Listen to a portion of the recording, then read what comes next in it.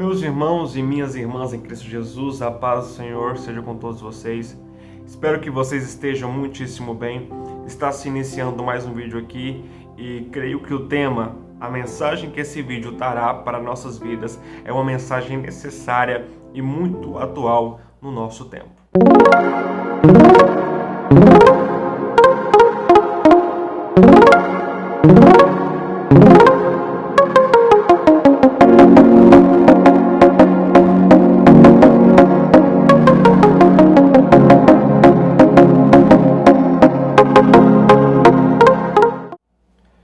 Meus irmãos, a referência base da mensagem desse vídeo de hoje se encontra no Evangelho de Jesus, segundo escreveu Mateus, capítulo de número 26, versículo de número 41, que vai dizer o seguinte: Vigiai e orai para que não caias em tentação.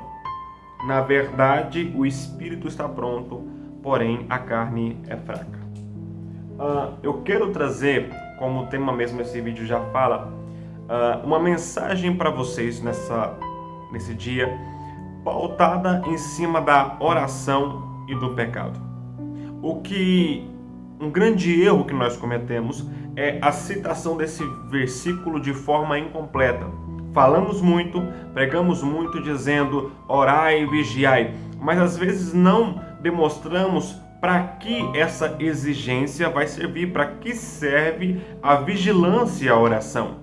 O versículo deixa muito claro, a vigilância e oração da parte do homem serve para que ele tenha resistência contra as tentações. As tentações, elas são antessalas para o pecado. As tentações não são o pecado em si, mas levam o homem para o pecado.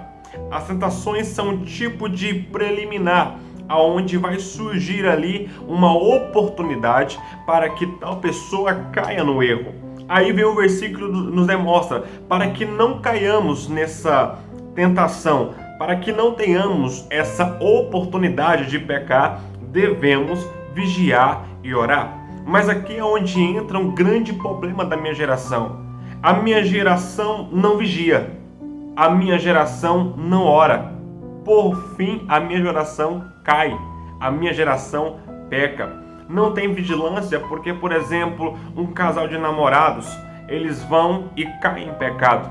Há acidentes, claro, mas muitos dos pecados eles podem ser prevenidos de forma coerente pelas pessoas. Então, por exemplo, eu não quero cair em pecado da prostituição com minha namorada ou a namorada com o namorado.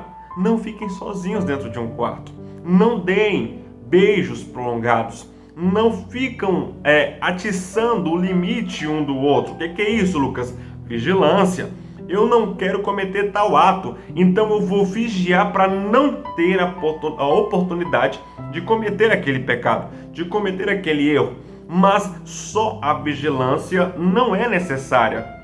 Só a vigilância não é o necessário, Só a vigilância não é o necessário para que você não caia em pecado. É necessário uma dualidade entre a vigilância e a oração. E aqui entra outra questão. Se a minha geração não gosta de vigiar ou não procura vigiar, ainda menos procuram orar.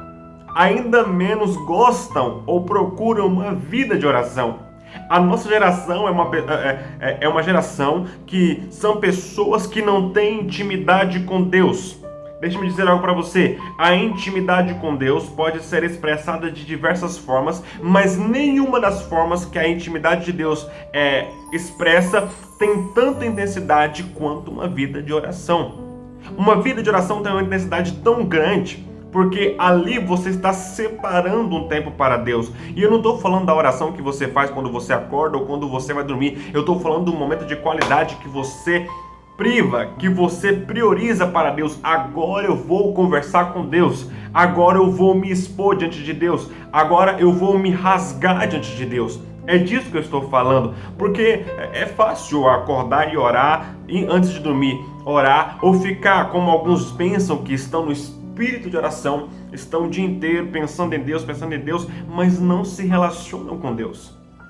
Eles acham que são suficiente ter Deus no pensamento, mas não tem Deus na relação, na prática.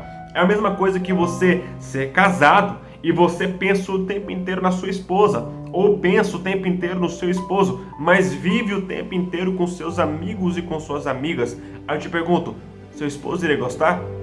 Sua esposa iria gostar? Da mesma forma é com Deus. Deus, ele vê que nós pensamos nele com frequência, mas não o buscamos com frequência. E a oração, a vida de oração, demonstra a nossa pessoa. Se na leitura da palavra de Deus, Deus está se revelando a mim, na oração sou eu que estou me revelando a Deus. A oração serve para isso. A oração não é um ritual, a oração não é um dogma, a oração é uma relação sua com Deus. É o lugar onde você fala, Deus, eu estou aqui e preciso de Ti. É o lugar onde você fala, Deus, a minha carne, o meu eu quer pecar, eu quero errar, a minha carne quer o que não compensa, quer aquilo que é promiscuidade, aquilo que é imoral diante dos Teus olhos, mas eu estou aqui dizendo que eu sou pecador, mas creio que o Senhor pode me transformar, creio que o Senhor pode me dar poder para resistir toda e qualquer tentação, todo e qualquer pecado. A oração é você se rasgar diante de Deus. Mas Lucas, eu não gosto de orar, então deixe-me contar uma novidade para você, meu amigo, minha amiga. A oração não é para quem gosta, a oração é para quem precisa. A oração é para quem é dependente totalmente dele. A oração não é para o santo, a oração é para o pecador. Porque alguns falam assim, eu não oro por vergonha. Eu não oro porque eu sou pecado, eu sou sujo. Então aqui vai a novidade, a oração é para você mesmo.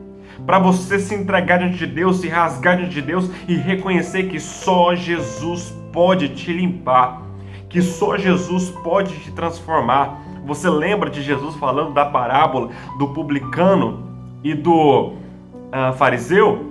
O fariseu olhava para o céu e batia no seu peito dizendo, Deus, obrigado porque eu não sou como os demais, não sou idólatra, não sou ladrão, não sou publicano. Eu jejuo 3 vezes por semana e dou o dízimo de tudo quanto ganho. Aí o publicano, diz a história, que ele não ousava nem olhar para cima, mas dizia com lágrimas, com choro, com o coração rasgado, Deus tem misericórdia de mim, porque eu não passo de um pecador. A oração é para nós. Você vai ver o homem segundo o coração de Deus. E vem os salmos.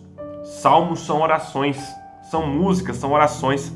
Mas o homem que era o segundo coração de Deus, aos olhos, julgado como um homem santo, um homem certo, era o homem que mais orava. Aí você procura lá a oração de Davi, oração de Davi, oração de Davi, oração de Davi nos Salmos. A oração é para nós que nós precisamos. Temos que ter vigilância, mas também temos que ter uma vida de oração, porque a vida de oração nos poupará de cair em tentação. Agora você tem esses 2 caminhos, essas 2 vertentes para que você possa resistir todo o pecado, para que você possa resistir o mal, para que você possa ter um caminho reto diante de Deus. A vigilância e a oração. Vigiar da maneira certa e orar com frequência, com constância. Orar com vontade, orar com decisão mesmo. E outra, a questão da vigilância não é só no que eu faço, mas também, aqui na mente. Sabe, porque muitas vezes pecamos e depois ficamos nos remoendo com remorsos, dizendo, eu errei, eu me sujei, e a vida nunca muda. É porque não há resistência desde o começo. Você vai querer resistir o pecado quando você já está no ato dele. Aí que você vai querer resistir o pecado. Sabe como é que o pecado funciona, meu irmão, minha irmã? Ele vem com um simples pensamento, inconsciente. Se você dá moral, se você dá pauta para esse pensamento, o pensamento se transforma numa imaginação. O que era inconsciente agora é provocado por você mesmo. Ou seja, primeiro é um pensamento, depois se transforma em imaginação, você vai imaginando. Com a imaginação você também imagina o deleite, vem a sensação do prazer que aquele erro pode te causar. Então começa com o pensamento, depois vem com a imaginação, depois traz o deleite, que é a sensação, depois o movimento, que é o ato pecaminoso. E assim o diabo vai te vencendo, entrando na sua alma e te sujando. Por quê, Lucas? Porque não houve resistência desde o começo. Vigia, meu irmão. Vigia, minha irmã. Ora, tenha uma vida de oração, tenha uma vida de vigilância. E eu sei que a vida será muito mais feliz ao lado de Deus, da maneira que Ele procede, nos privando de todo e qualquer prazer humano, todo e qualquer prazer da carne, do que simplesmente viver pecando com os prazeres momentâneos que o diabo nos proporciona, mas com aquela vida de agonia, com aquela vida inquieta, com aquela vida sem paz, de tribulação. Amém? Obrigado por ter você até aqui.